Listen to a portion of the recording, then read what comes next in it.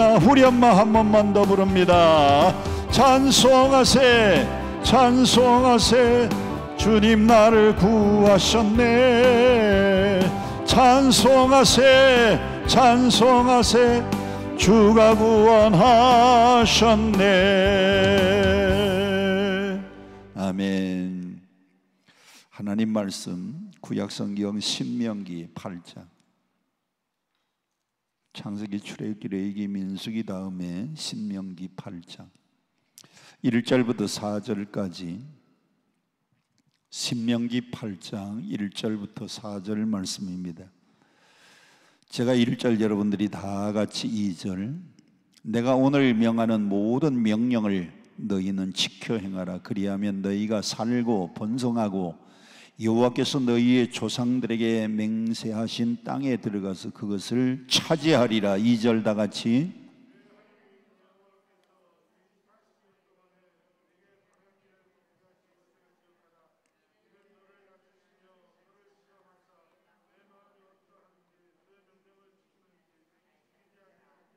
(3절) 너를 낮추시며 너를 줄이게 하시며 또 너도 알지 못하며 내 조상들도 알지 못하던 만나를 내게 먹이신 것은 사람이 떡으로만 사는 것이 아니요 여호와의 입에서 나오는 모든 말씀으로 사는 줄을 네가 알게 하려 하심이라. 4절 다 같이. 이 40년 동안에 내 의복이 헤어지지 아니하였고 내 발이 부르트지 아니하였느니라. 아멘. 일본 사람들이 한국에 오면 부러워하는 게 몇 가지가 있습니다. 일본이 우리보다 잘 살아요, 못 살아요? 일본이 우리보다 조금 더 잘 사는데 일본 사람들이 한국에 오면은 부러워하는 게 몇 가지가 있어요. 그 첫 번째가, 한국에 제일 먼저 도착하면 인천공항, 한국의 공항을 부러워합니다. 일본에 하네다 공항 같은 이런 공항도 있지만은 일본 공항보다도 우리나라의 인천공항이 훨씬 더 현대적이고 규모도 더 크고 또 전자 시스템도 훨씬 더 잘 돼 있고 아주 편리합니다. 우리나라는 입국이나 출국하는데 시간이 얼마 안 걸리는데 일본의 모든 공항들은 아주 형편없습니다. 그래서 일본 사람들이 한국에 오면 뭘 부러워하느냐? 한국의 인천공항, 공항을 부러워해요. 공항에 제일 먼저 내려야 대한민국 들어오잖아요. 두 번째, 우리 한국을 부러워하는 게 있는데 한국의 공중 화장실 시설입니다. 전 세계 사람들이 한국에 오면 다 부러워합니다. 유럽 같은 데 여러분들이 이렇게 여행을 가보면 유럽에는 돈을 내고 화장실을 가야 돼요. 유럽에서는 이제 유로를 쓰는데 1유로 그러면 우리나라에 한 300원, 400원, 500원 상당히 비싼 돈인데 한 사람만 가기는 아까우니까 두 사람, 세 사람 모아가지고 화장실 한번 가야 됩니다.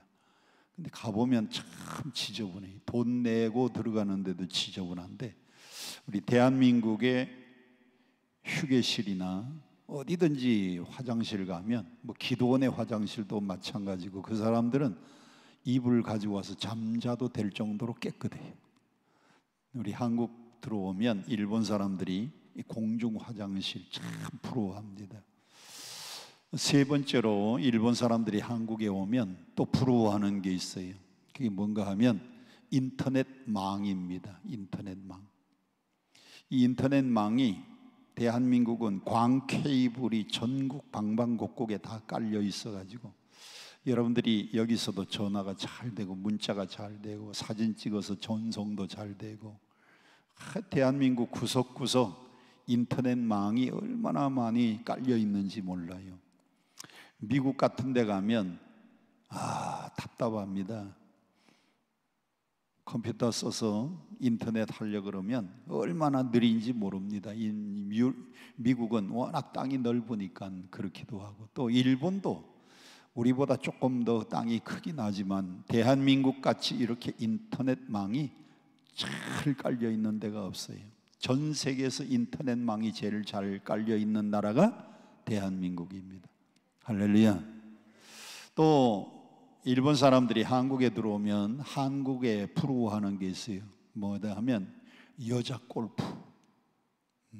우리 대한민국은 옛날에 박세리 선수부터 시작해가지고 그 다음에 뭐 신지혜 선수부터 그 다음에 고진영 선수로부터 막 세계적으로 아주 골프를, 여자 골프는 얼마나 잘하는지 몰라요. 전 세계에서 한국 여자 선수들이 골프를 너무너무 잘해요. 그래서 일본 사람들은 한국의 여자 골프를 부러워합니다. 일본 사람들이 한국에 오면 부러워하는 게 몇 가지가 이렇게 있어요. 여러분, 우리가 어디를 가든지 그 나라에서도 배워야 되는데, 우리가 일본 가면 여러분들이 꼭 배워야 될 게 있습니다. 첫째, 일본 사람들은 질서 잘 지킵니다. 질서. 우리 한국도 이제 질서가 많이 잡혔는데, 옛날에는 막 줄 안 서고 그랬는데 요즘은 버스 타도 줄 서고 전철 타도 줄 서고 다 줄 서잖아요. 은행에 업무 가도 줄 서고 그렇죠. 근데 정말 일본 사람들은 줄을 잘 섭니다. 질서가 있어요. 두 번째, 일본 사람들은 아주 검소합니다. 검소. 일본은 나라는 부자인데 개인은 아주 가난하게 살아요. 우리 대한민국은 나라는 일본보다 가난한데 한국 사람들은 참 일본 사람보다 훨씬 더 잘 살아요. 일본 사람들은 회사의 과장 정도 돼도 한 13평, 14평, 15평 이런 데서 삽니다. 우리 한국에 와보면 집이 너무 크고 자동차도 너무 크고, 그 다음에 호텔에 가면 일본 사람들은요, 이 목욕탕 욕실도 이걸 거꾸로 세우는 것 같아요. 작게 깊게 만들어 놨어요. 혼자 이렇게 들어가서 이렇게 씻고 나와야 됩니다. 한국은 욕조도 이렇게 눕혀가지고 아주 물 받아서 들어놓아서 한참 있다가 나가도 괜찮잖아요. 욕실도 크고. 그런데 일본은 호텔에 가면 욕실도 조그만하고요, 방도 조그만해요. 침대가 있고, 그 다음에 공간을 아주 적게 쓰기 위해서 거기다가 책상도 이렇게 접어 올리면 다 붙어버리고 내리면 책상이 됩니다. 그 위에 TV 이렇게 벽에다 달아놓고, 아주 호텔도 방이 얼마나 작은지 몰라. 일본은 검소해요. 검소. 세 번째, 일본 사람들한테 우리가 배워야 될 게 있는데 독서입니다. 독서. 한국 사람들 책 읽어요, 안 읽어요? 한국 사람들 책 잘 안 읽어. 여러분들은 그나마도 무슨 책을 읽어요? 이 성경책 읽는 게 얼마나 감사한지 몰라요. 일본 사람들은 전철 타면 전부 다 독서, 책 읽습니다. 한국 사람들은 전철 타면 전부. 한국 사람들은 휴대폰 하느라고. 그런데 일본 사람들은요, 책을 많이 읽어요. 그러니까 이런 건 우리가 배워야 됩니다. 그래서 옛날 말이 있잖아요. 3살 어린아이한테도 뭐 할 게 있다? 배울 게 있다. 우리가 일본 가면 질서 잘 지키는 거 배우고요, 검소한 생활 배우고. 일본 가서 식당 가서 주문해 보세요. 일본 가서 식당 주문하면 이렇게 1인분이 딱 나옵니다. 그런데 밥 먹고 나면 반찬도 남는 게 없어요. 싹싹싹싹입니다. 그리고 뭐 필요해서 단무지 하나 더 달라 그러면 전부 돈을 차지합니다. 돈을 다 덧붙여놔요. 그러니까 먹을 만큼만 딱 먹고 나면 음식 쓰레기가 거의 없어요. 우리 한국은 1년에 음식물 처리하는 음식 쓰레기가 1년에 8조 원, 많을 때는 10조 원. 음식 쓰레기로 버리는 게 8조 원에서 10조 원 음식 쓰레기로 나가는 돈인데, 우리 식단 짜는 걸 일본 사람한테 좀 배워야 되겠어요. 밥하고 국하고 반찬하고 이렇게 김치하고 이렇게 딱 해서 1인분씩 다 전부, 그래서 먹을 만큼만 딱 주는 겁니다. 그런데 맛있어요. 좀 배워야 될 게 많아요. 우리도 다른 나라보다 앞서 있는 게 있지만은 배울 게 많이 있어요. 자, 오늘은 신명기 8장인데 배울 게 있을까요, 없을까요? 하나님 말씀 또 배울 게 있습니다. 오늘 신명기 8장 1절부터 4절 오늘 말씀의 제목은 인생의 광야. 한번 따라합시다. 인생의 광야. 오늘 인생의 광야라고 하는 말씀으로 함께 은혜를 나누고자 합니다. 제가 은퇴를 앞두고 우리 장로님들하고 우리 교단에서 40년 목회, 우리 천호동 교회에서 25년 목회하고 이제 은퇴를 하게 되었습니다. 그랬더니 장로님들이 성지순례를 마지막 은퇴 기념으로 성지순례를 보내주셨어요. 그러면서 우리 장로님들 몇 분이 같이 따라갔습니다. 장로님들 부부도 몇 분 가고 저희 부부도 은퇴를 앞두고 은퇴 기념으로 이제 성지순례를 갔는데 저는 성지순례를 여러 번 갔습니다. 제가 아주 목사 안수 받고 바로 성지순례를 한 번 다녀왔고요.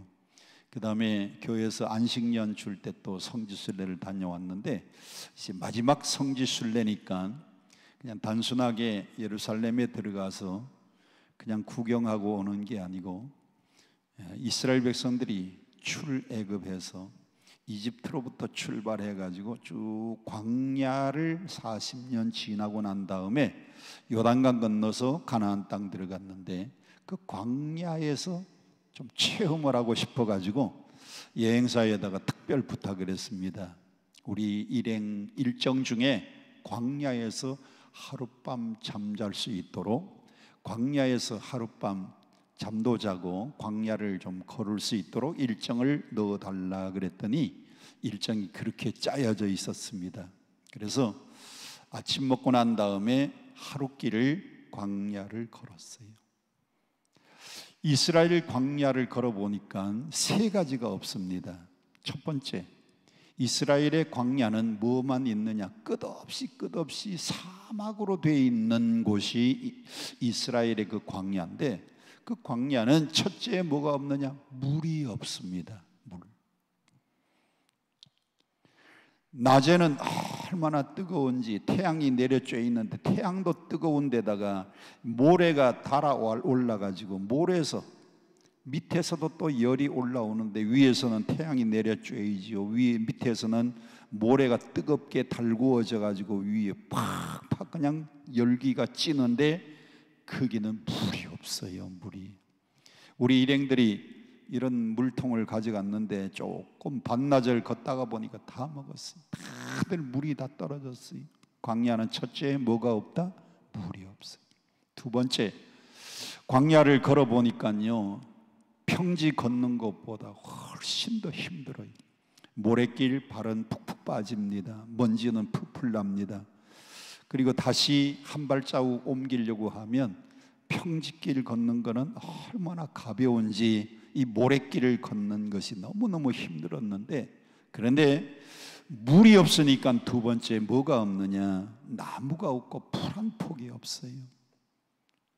여러분, 중국에 가면 고비 사막이라고 있습니다. 봄철이 되면 중국에서부터 그 모래바람이 확 불어오는데 누런 먼지와 함께 바람이 불어오는 것을 봄철에 우리나라에서 무슨 현상이라 그래요?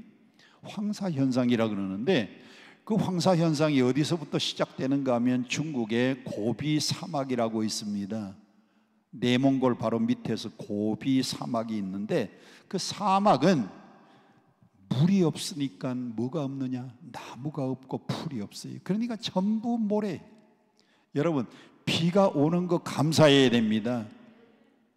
비가 와서 날이 쨍쨍쨍쨍 맑은 날씨는 감사한데 날마다 햇볕만 내리쬐이고 비가 안 온다 그러면 1년에 저 여의도만한 땅덩어리 1년에 한 50개 정도가요 사막화가 되고 사막화가 되고 사막화가 되고 사막화가 되고, 비가 안 오면 사막화가 돼요. 대한민국 땅이요 이렇게 비옥한 땅이라도 뭐가 안 오면, 비가 안 오면 뭐가 된다?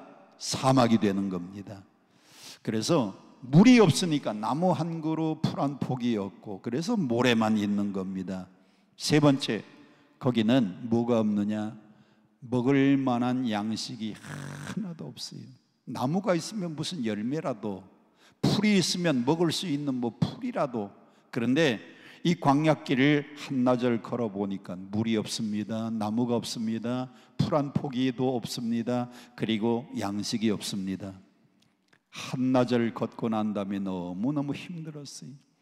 그리고 우리가 도착한 곳이 그 사막이 쭉 펼쳐져 있는데 한참 가다 보니까 바위들이 좀 있어요. 그 바위를 기준으로 해서 거기다가 텐트를 이렇게 쳐놨는데 거기가 텐트 호텔입니다.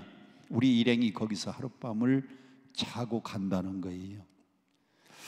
그 텐트 호텔에 들어갔더니 호텔 지배인이 나와서 환영을 합니다. 한국에서 오신 분들 환영합니다. 그런데 여기는 사막 한가운데 있는 텐트 호텔이기 때문에 여기는 물이 귀합니다. 저 시내에서 차로 물을 길어다가 그 바위 위에 큰 물통을 올려놓고 거기다가 물을 갖다 채워놓고, 밑에는 수도 파이프도 아닙니다. 수도 파이프로 이렇게 내려오다가 끝에는요, 여러분이 병원에 가면은 이렇게 링거 맞잖아요. 링거. 그 링거 줄만큼 그런 파이프에다가 꼭지를 달아놓고 두 가지만 하고 주무시라는 겁니다. 물이 귀하니까 오늘은 샤워를 못합니다. 세수만 하시고 발만 닦고 양치질하고 주무시라는 거예요. 하루 종일 사막길을 걸었는데 날씨는 뜨거워서 땀은 흘렀지요.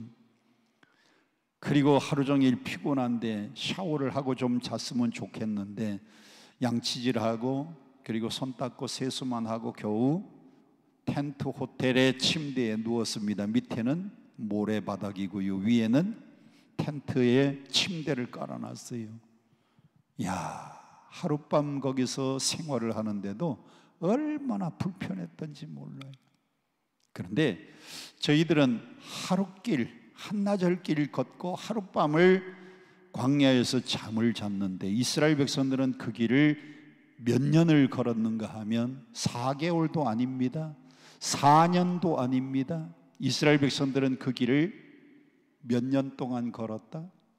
40년 동안을 걸었어요. 저는 하루길, 한나절 길을 걸으면서 야, 하루도 이렇게 힘든데 이스라엘 백성들이 40년을 어떻게 이 광야길을 걸었을까? 출애굽에서 홍해바다 건너고 난 다음부터는 시나이 반도가 전부 모래 사막입니다. 이 광야길인데 걸어도 모래길, 걸어도 모래길. 그것을 40년 동안 광야를 경험하고 40년 지나고 나니까 하나님이 요단강을 만나게 하시고 요단강 건너서 이스라엘 백성들이 가나안 땅에 들어갔어요. 그런데 이스라엘 백성들이 출애굽해 가지고 광야 40년 지나서 가나안 땅 간 이 이스라엘 백성들의 여정은 오늘 신앙생활하는 여러분들의 신앙의 여정하고 똑같습니다. 이스라엘 백성들은 어디서 탈출해서 나왔어요? 애굽에서. 우리는 어디서 탈출해서 나온 사람들인가 하면 저 애굽과 같은 죄악의 세상에서 우리는 탈출해서 나온 사람들입니다. 그래서 이스라엘 백성들이 출애굽한 것을 영어로는 엑소더스라 그래요. 엑소더스가 뭔가 하면 탈출입니다. 탈출.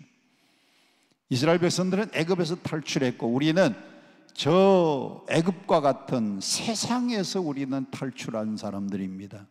그 다음에 이스라엘 백성들이 애굽에서 나와서 제일 먼저 어디를 건넜느냐? 홍해바다 건넜어요. 우리는 세상에서 탈출해서 나와가지고 예수 믿기 시작하면 제일 먼저 우리는 뭘 받느냐? 우리는 세례를 받아요.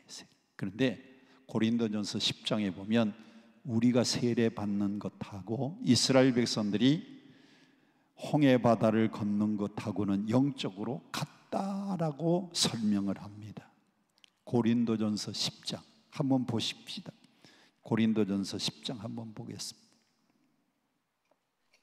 신약성경 고린도전서 10장, 로마서 다음에 고린도전서 10장 찾으신 분들만 아멘. 찾았어요? 저는 7장인데 이제 8장, 9장, 10장. 1절부터 봉독합니다. 형제들아, 나는 너희가 알지 못하기를 원하지 아니하노니 우리 조상들이 다 구름 아래에 있고 무슨 가운데로 지났다? 바다 가운데. 그 바다가 무슨 바다예요? 홍해입니다. 홍해. 그 다음에 2절, 우리가 모세에게 속하여 다 구름과 바다에서 뭐를 받고? 이스라엘 백성들이 홍해바다 건넌 게 우리가 영적으로 세상에서 예수 믿기로 작정하고 난 다음에 우리가 세례받은 것이 이스라엘 백성들이 홍해바다 건넌 것과 우리가 세례받은 것과 같다는 겁니다. 할렐루야. 여러분 세례받으셨어요? 네. 이스라엘 백성들이 홍해바다 바다 밑을 통과한 것이나 우리가 세례받을 때 이렇게 목사님들이 여기 물 가지고 이렇게 성부와 성자와 성령의 이름으로 세례를 베푼, 우리가 물 아래에서 세례를 받잖아요. 이스라엘 백성들은 홍해바다 밑을 통과했고, 자, 여러분 세례 받고 나면 우리가 먹는 게 있습니다. 뭘 먹느냐? 3절, 다 같은 식물을 음료, 신령한 식물을 먹는데 세례 받을 때 여러분이 두 가지를 받습니다. 목사님들이 제일 먼저 뭘 줘요? 세례 받고 나면 여러분들 뭘 먹어요? 빵을 먹어요. 그걸 성찬식이라고 하는데 빵 먹고 나면 그 다음에 또 뭘 줍니까? 잔을 또 줍니다. 자, 이스라엘 백성들은 홍해바다 건너고 난 다음에 다 같은 음식을 먹었습니다. 4절에 3절에 다 같은 신령한 음식이 뭐냐? 이스라엘 백성들이 애굽을 탈출해서 홍해바다 건너고 났더니 양식이 다 떨어졌어요. 그 양식이 떨어진 그때부터 이스라엘 백성들이 광야에서 40년 동안 뭘 먹고 살았어요? 만나가 신령한 음식인데 이스라엘 백성들이 만나 먹은 게 우리 예수 믿는 사람들이 세례 받고 난 다음에 성찬식에 참여해서 떡 먹는 거하고 똑같은 거예요. 이스라엘 백성들은 만나, 우리는 성찬식에 떡. 그 다음에 떡을 먼저 먹고 나면은 4절, 다 같은 물 또 마셔요? 음료. 이스라엘 백성들은 홍해바다 건너고 난 다음에 광야에서 3번 물이 없었어요.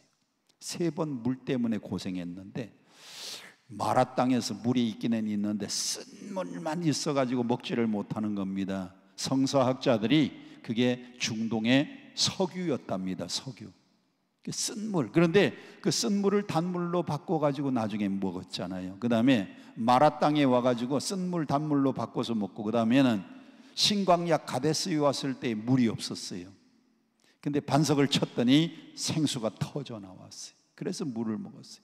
그 다음에 또 한참 오다가 신광야에서 또 물이 떨어졌습니다. 그때에 하나님이 모세에게 지팡이 가지고 가르치라 그러는데 모세가 화가 나니까 지팡이 가지고 반석을 2번 땅땅 내리칠 때에 생수는 터졌는데, 모세야, 너 왜 그렇게 혈기 부리느냐? 너 혈기 부린 그 죄 때문에 너는 가나안 땅을 바라는 보고 들어가지는 못한다.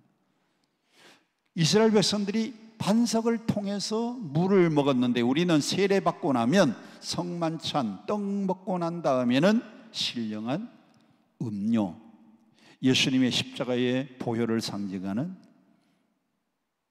포도주를 먹는 겁니다. 그러니까 이스라엘 백성들이 광야 간 그 길이나 우리가 신앙생활하는 거하고 똑같은, 이 광야길 몇 년을 살아야 되느냐?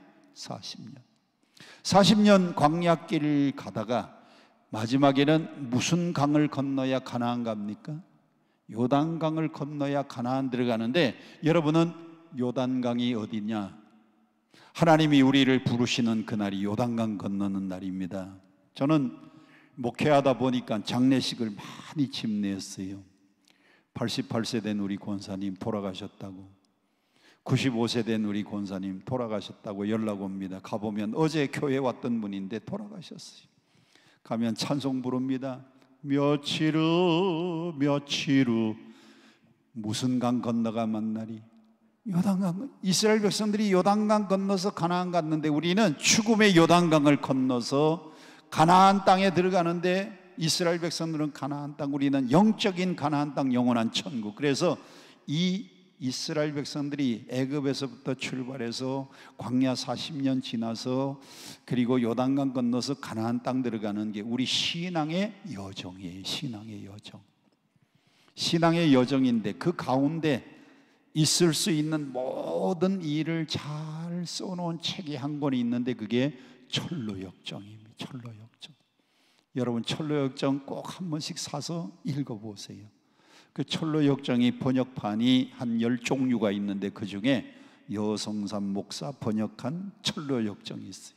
물론 저자는 존 번연, 요한 번연이 만든 책인데 번역한 목사님들이 한 10분 있는데 번역서가 한 10종류 중에서 제가 번역한 거 한번 읽어보세요. 자, 이스라엘 백성들은 40년, 저는 하루 체험했는데도 죽을 뻔했는데 이스라엘 백성들이 40년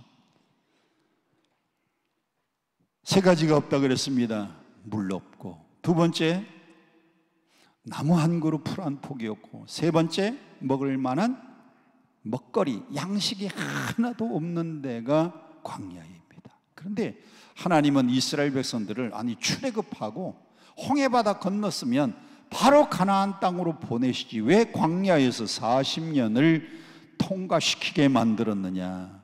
오늘 우리도 예수 믿고 이제 신앙생활 하기로 결단하고 나면 우리도 이 광야를 여러분이 하루도 아닙니다.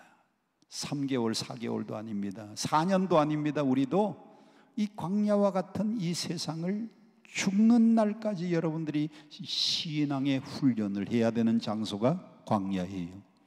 하나님은 하나님이 쓰시는 사람들은 다 광야를 지나게 만들었습니다. 첫째, 예수님도 광야를 통과했어요. 자, 마태복음 4장 열어주세요. 신약성경 마태복음 1장, 2장, 3장, 4장 다 같이 1절 봉독합니다. 마태복음 4장 1절 시작. 그때에 예수께서 성령에게 이끌리어 마귀에게 시험을 받으러 어디로 가서? 광야로 가서 거기서 며칠 동안 40일 밤낮으로 먹지도 못하고 마시지도 못하고 밤낮으로 줄이시며 금식하며 40일. 예수님도 광야 생활을 40일 금식하면서요 광야에서 40일 지났어요.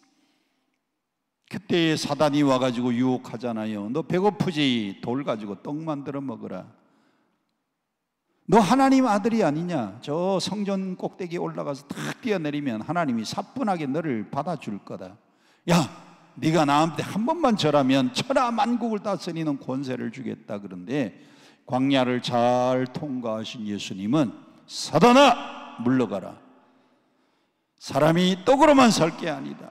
그러면서 예수님은 광야를 잘 통과했어요. 여러분들도 예수님이 광야를 잘 통과한 것처럼 여러분들도 광야를 잘 통과하시기를 바랍니다.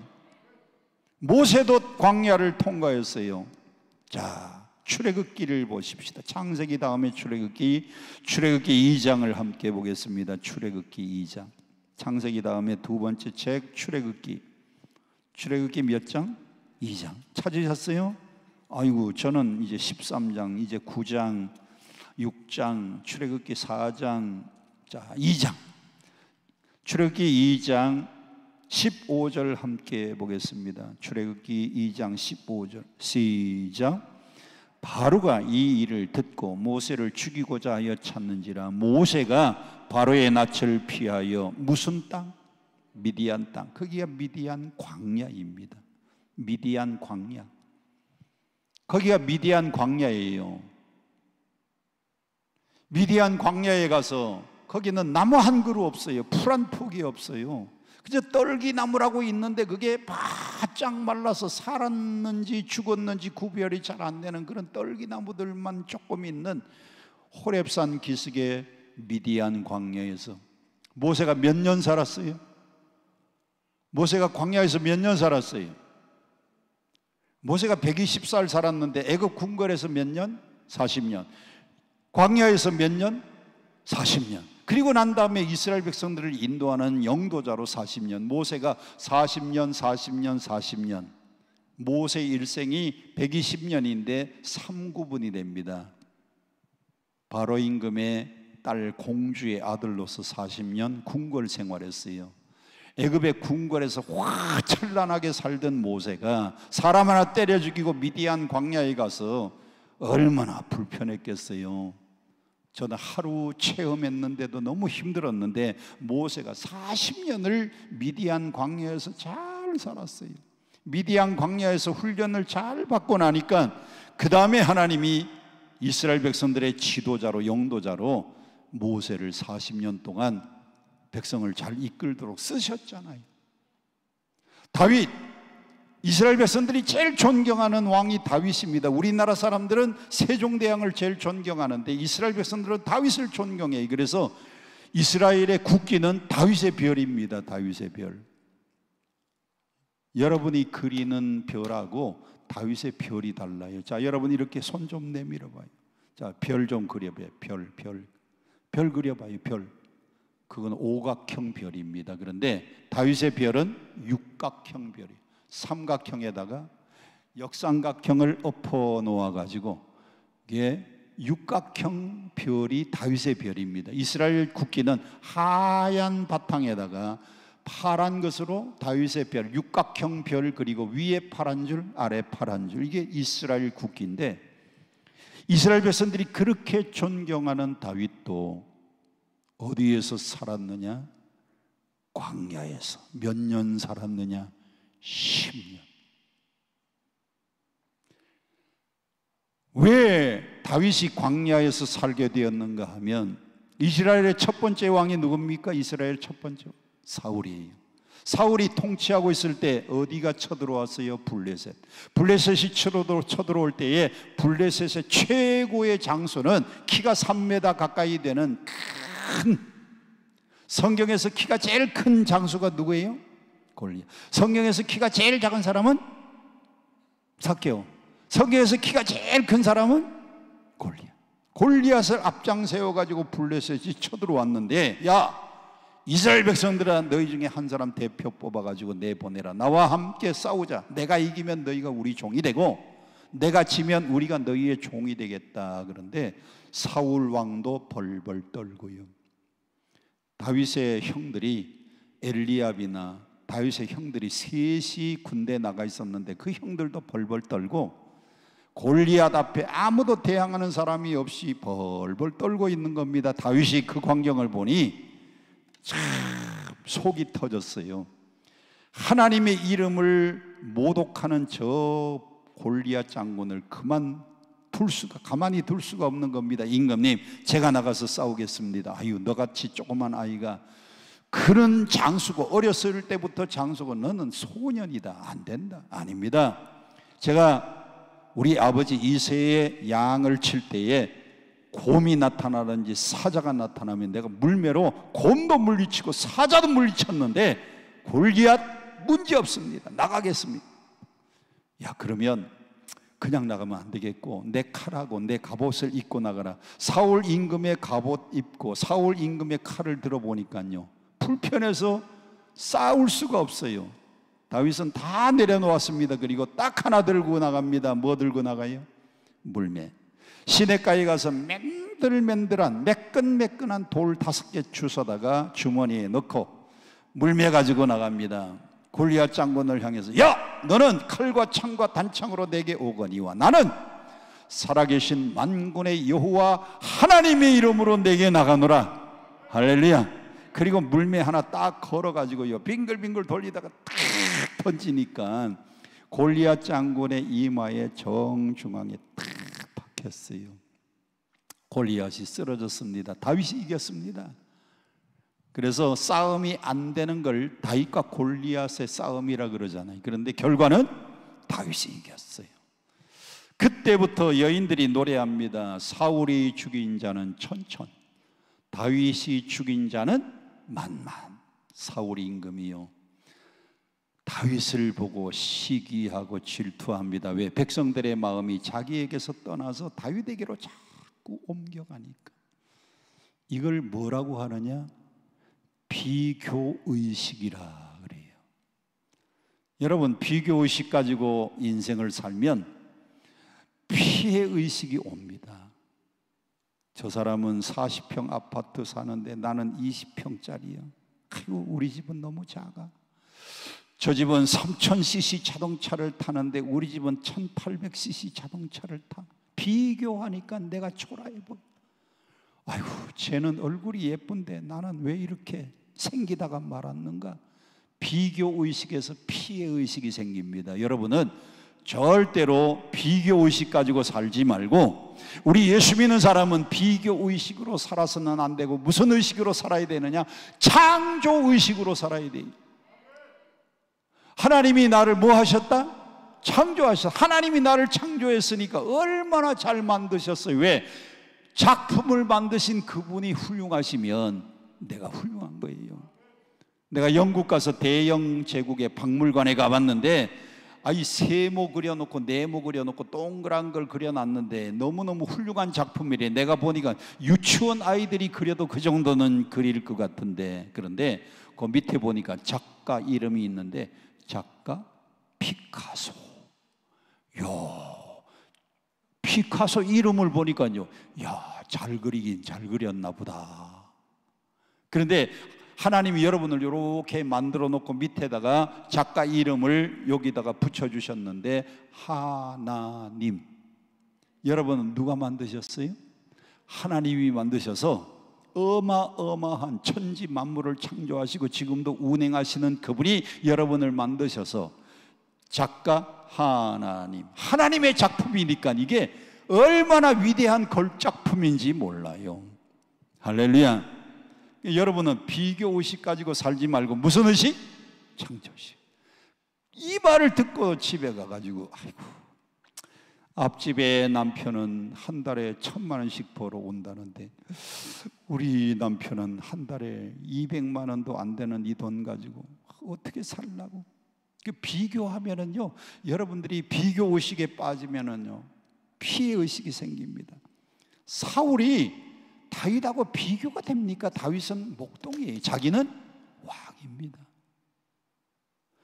골리앗을 물리치면 딸을 주어서 결혼시킨다고 했으면 자기는 장인이고요, 다윗은 사위잖아요. 비교가 안 돼. 그런데 비교하다 보니까 미워하는 마음, 증오하는 마음, 다윗을 시기하고 질투하고 미워해가지고 죽이려고 쫓아다닙니다. 나중에는 3,000명 군대를 이끌고 뒤쫓아가니까요, 사울이 뒤쫓아오니까 다윗이 어디로 가느냐? 도망가고 도망가다가, 자, 사무엘상 24장 1절 봅시다. 사무엘상 24장 1절. 사무엘상 24장 1절. 사무엘상 24장 1절 찾으셨어요? 예. 제가 가지고 있는 성경 449페이지 구약 성경 사무엘상 24장 1절 시작. 사울이 블레셋 사람들을 쫓다가 돌아오며 어떤 사람이 그에게 말하여 이르되, 보소서, 다윗이 어디 광야? 사울에게 쫓기니까 이제는 엔게디 광야까지 도망간 겁니다. 사울이 2절 온 이스라엘에서 택한 사람 몇 명을 거느리고 뒤쫓아가요? 3,000명. 3,000명을 거느리고 뒤쫓아가니까 도망가다가 이제는 광야까지 도망을 가야 사니까 광야로 나간 겁니다. 거기가 무슨 광야? 엔게디 광야. 다윗이요, 사울에게 미움을 받아서 시기 질투 때문에 엔게디 광야에서 몇 년을 살았느냐? 10년 가까이 광야 생활을 했어요. 10년. 자, 그런데 22장을 보세요. 22장을 보면 기가 막힌 말씀이 있습니다. 사무엘상 22장. 자, 1절 2절입니다. 시작. 그러므로 다윗이 그곳을 떠나, 이번에는 무슨 굴로? 이쪽 광야로 도망가고 절로 광야로 도망가다가 이제는 굴이 하나 있으니까 아둘람 굴에 들어갔어요. 아둘람 굴에 들어갔더니 그의 형제와 아버지가 듣고 와서 잠깐 가족을 면회했습니다. 그런데 다윗이 그 굴, 아둘람 굴에 숨어 있다는 소식을 듣고 누가 찾아왔느냐? 2절 보세요. 세 종류의 사람이 찾아옵니다. 첫째, 환난당한 자. 둘째, 빚진 자. 세 번째, 마음이 원통한 사람들이 쫙 몰려들었는데 몇 명이 그에게 몰려왔다? 400명이 몰려왔는데 이게 다윗 왕국을 건설하는 중심 인물들이 된 겁니다. 도망가다가 마지막에는 아둘람 굴까지, 광야의 아둘람 굴까지 도망을 갔는데 거기에 빚진 자, 환난당한 자, 마음이 원통한 자들이 와가지고 다윗에게 붙었어요. 그 사람들이 다윗의 힘이 되어서 다윗이 새 나라를 건설하는 놀라운 역사가 일어났는데, 다윗이 그 사람들을 얻어서 새로운 왕국을 건설하기까지 10년 무슨 생활? 광야 생활했어요. 광야 생활. 자, 저를 보세요. 다윗같이 훌륭한 사람도, 모세 같은 사람도, 아니 우리 예수님도 하나님이 바로 쓰지 않고 어디를 다 통과시키고 난 다음에 쓰셨어요? 광야를 통과시키고. 광야는 물이 없습니다. 광야는 기후도 뜨거워요. 먹을 것도 없어요. 나무 한 그루 없어요. 풀 한 폭이 없어요. 그런 걸 광야를 다 통과시키고 난 다음에 하나님이 쓰셨습니다. 바울을 보세요. 바울이 다메섹에 꼬꾸러져 가지고요 회심했습니다. 이 회심을 한문으로는 회심, 마음이 돌이켰다, 회심이라 그러고, 영어는 conversion이라고. conversion. 다메섹에서 꼬꾸러져서 회개하고 회심하고 컨버전, 뒤집어진 이 바울이 하나님 앞에 바로 쓰임 받았느냐? 아닙니다. 하나님이 글을 쓰기 전에 어디로 보냈는가 하면 갈라디아서 1장을 열어주세요. 갈라디아서 1장, 신약성경 갈라디아서 1장. 고린도전서, 고린도후서 다음에 갈라디아서 1장 17절 함께 보겠습니다. 제가 가지고 있는 성경은 갈라디아서 1장 302페이지, 신약성경 302페이지. 갈라디아서 1장 17절 시작. 또 나보다 먼저 사도된 자들을 만나려고 어디로 가지 않고, 그가 다메섹에서 콱 꼬꾸러지고 난 다음에는 사도들 만나려고 예루살렘으로 간 게 아니고 어디로 갔다? 아라비아 광야로 갔습니다. 아라비아 광야. 아라비아 광야에서 그가 얼마를 있다가 돌아왔느냐? 18절 보세요. 18절. 그 후에 몇 년 만에? 3년 만에. 3년 만에 아라비아 광야에 가서 바울도 3년 동안 광야 생활을, 하나님은 그 광야로 보내서 훈련 다 시키고 난 다음에 그 다음에 사울을 쓰셨습니다. 그래서 이름을 이제는 사울이라고 하지 않고 바울이라고 하는 이름으로 하나님이 쓰셨어요. 자, 저는 오늘도 광야를 걷는 분들을 봅니다. 사업 잘하던 분이 사업에 실패해서 지금 물질적으로 어려운 사람, 광야를 걷고 있는 중이에요. 가정에 뜻하지 않은 문제를 만나가지고 가정이 지금 막 풍파 가운데 있는 사람, 지금 광야를 통과하고 있는 중입니다. 광야는 힘들어요. 그 길을 걷는 자체가 힘들어요. 걷는 것도 힘들고, 물이 없어서 힘들고, 나무 한 그루, 풀 한 폭이 없어서 먹는 양식도 없어서 힘들고, 하나님이 생각지 않게 건강했던 분이 갑자기 건강 진단해 보니까 글쎄 안에 무슨 암이 있는 것 같아요. 정밀 검사해 보세요. 정밀 검사해 보니까 이기 초기랍니다. 이기 초기.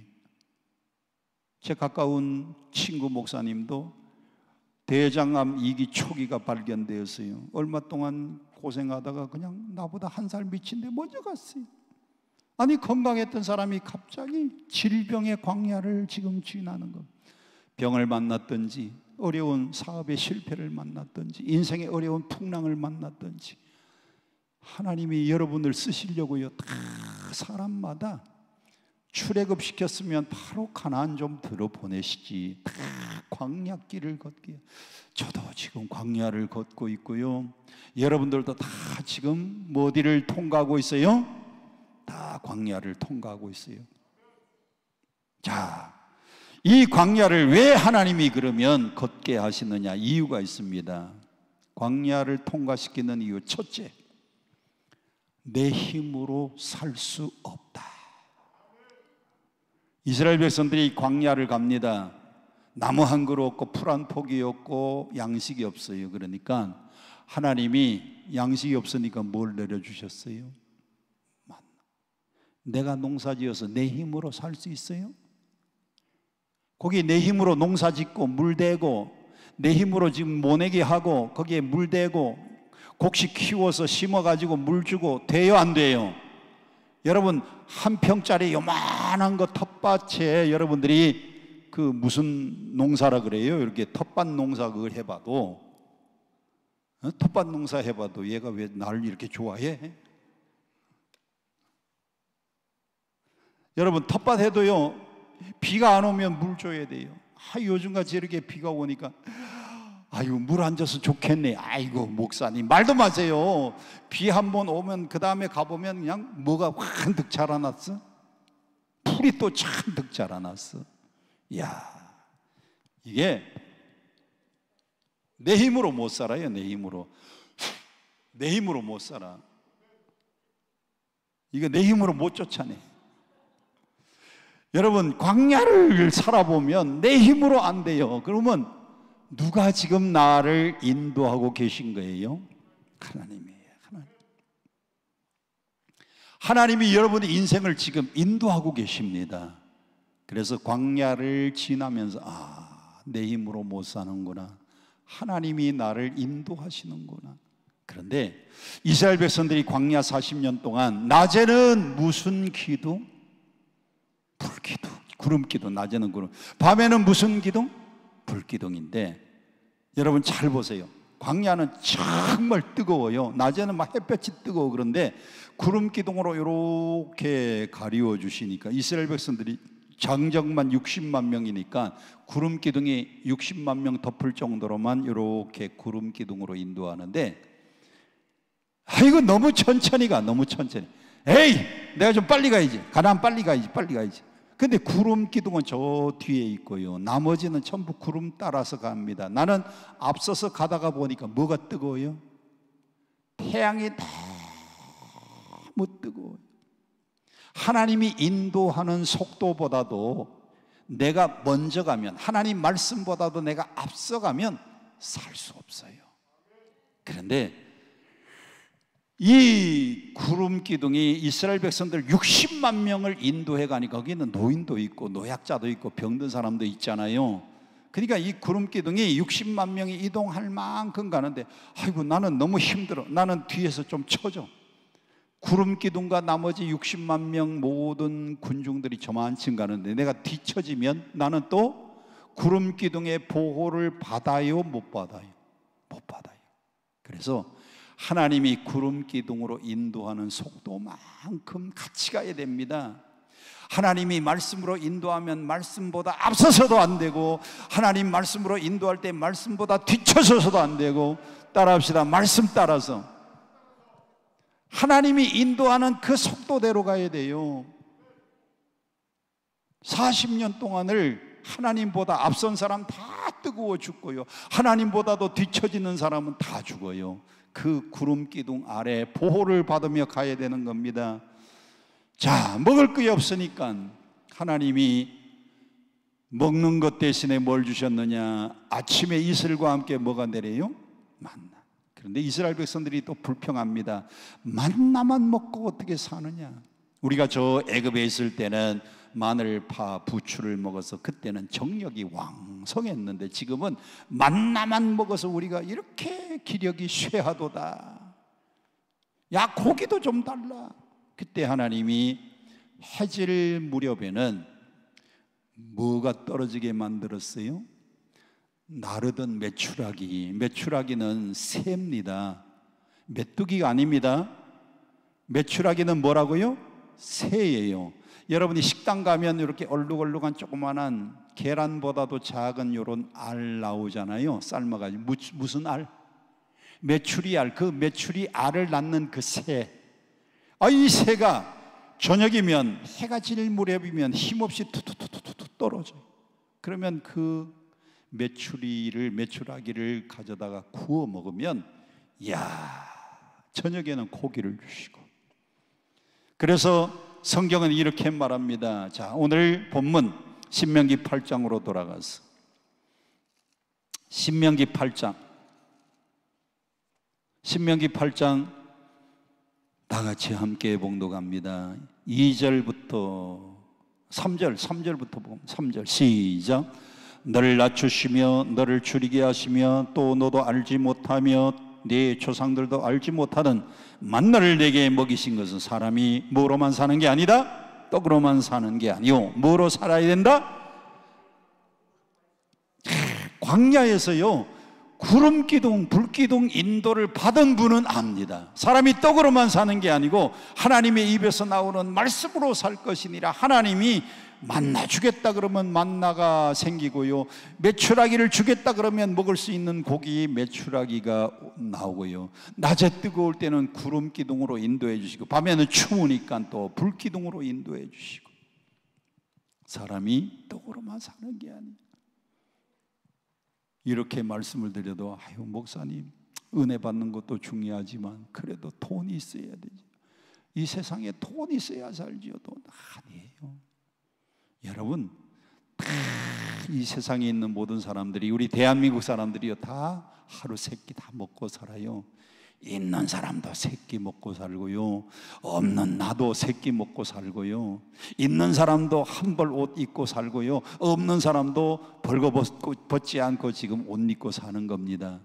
할렐루야. 인생이 내 힘으로 사는 게 아니다. 내 힘으로 안 살면 바울이 그렇게 고백했잖아요. 나의 나된 것은 모두가 다 누구의 은혜다. 여러분 하나님 은혜로 하루하루 사는 것 믿으시기를 바랍니다. 오늘도 하나님의 은혜로 사는 거예요. 오늘 밤 지나고 나서 내일 또 날이 트면은요 내일도 하나님의 은혜로 사는 겁니다. 그래서 하나님 나에게도 뭐 주시옵소서. 은혜를. 여러분 광야길 불편하고 뜨겁고 길이 울퉁불퉁하고 먹을 것 없고 물이 없고 힘들 때마다 하나님 은혜로 사는 겁니다. 은혜로 사는 겁니다. 힘들고 어려울 때마다요 은혜로 사는 거 믿으시기를 바라고, 그때마다 하나님은 이스라엘 백성들을 지켜주셔요. 자 대표적으로 누구 보세요? 엘리야를 보세요. 엘리야. 이스라엘 백성들이 3년 6개월 동안 가뭄이 들었는데 하나님이 엘리야에게 말씀합니다. 엘리야야, 너는 저 그리 시냇가로 가라. 다른 데는 다 3년 6개월 동안 다 말라가지고 시냇물이 다 말랐는데 그리 시냇가는요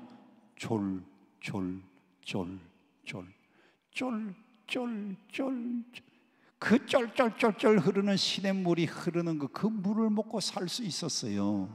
그런데 사람이 물만 먹고 어떻게 삽니까? 그러니까 하나님이 까마귀를 통해 가지고 아침에는 떡과 저녁에는 고기를 까마귀를 통해서 먹이시고 입히시는데, 야 그리 시냇가의 시냇물 그리고 까마귀를 통해서 떡과 고기를 하나님이 먹여주시고 인도해 주셨어요. 걱정하지 마세요. 지금 광야를 통과하고 힘듭니까? 시냇물 그리 시냇가를 주실 겁니다. 까마귀를 통해서 여러분들에게 필요한 떡과 고기를 하나님이 물어다 주실 거예요. 그런데 문제는 가뭄이 계속되니까 그리 시냇가까지 말랐습니다. 그때 하나님이 어디로 보내셨느냐? 엘리야야, 이번에는 저 사르밧 과부의 집으로 가라. 구약 성경에는 사렙다, 구약 성경에는 죄송합니다 사르밧, 신약 성경에는 사렙다, 같은, 구약은 히브리어로 기록되니까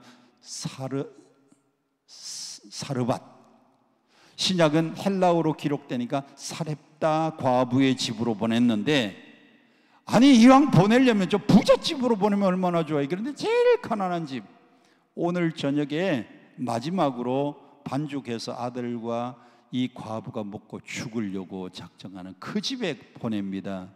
그래서 엘리야가 가서 그거 가지고 떡을 만들면 먼저 나에게로 가져오라 그랬더니 사르밧 과부가 요거 마지막 해먹고 죽을 건데, 이거 마지막 해먹고 죽으나 그냥 굶어 죽으나 죽는 건 마찬가지니까 그걸 떡을 만들어서 엘리야에게 먼저 공급을 해드렸더니 놀라운 기적이 일어납니다. 사르밧 과부의 집에 3년 6개월 동안, 따라합시다, 병에 기름이 마르지 않고 통에 가루가 떨어지지 않고 자고 나면 또 또 통에 가루가 생기고, 자고 나면 또 병에 기름이 또 생기고, 그래서 3년 6개월 동안 가뭄이 다 지나갈 때까지 엘리야도 먹이고 사르밧 과부의 집에 두 식구도 먹고 살고. 할렐루야.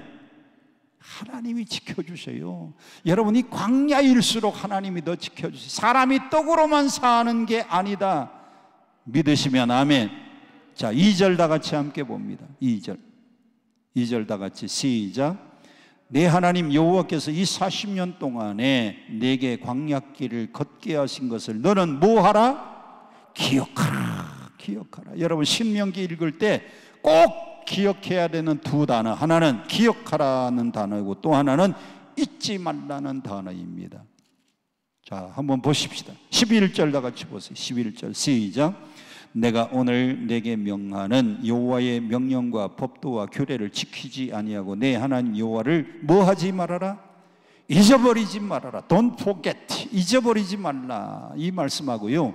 2절에 기억하라. Remember라고 하는 단어하고 그 다음에 18절 보세요. 18절 다 같이 시작. 내 하나님 여호와를 뭐하라?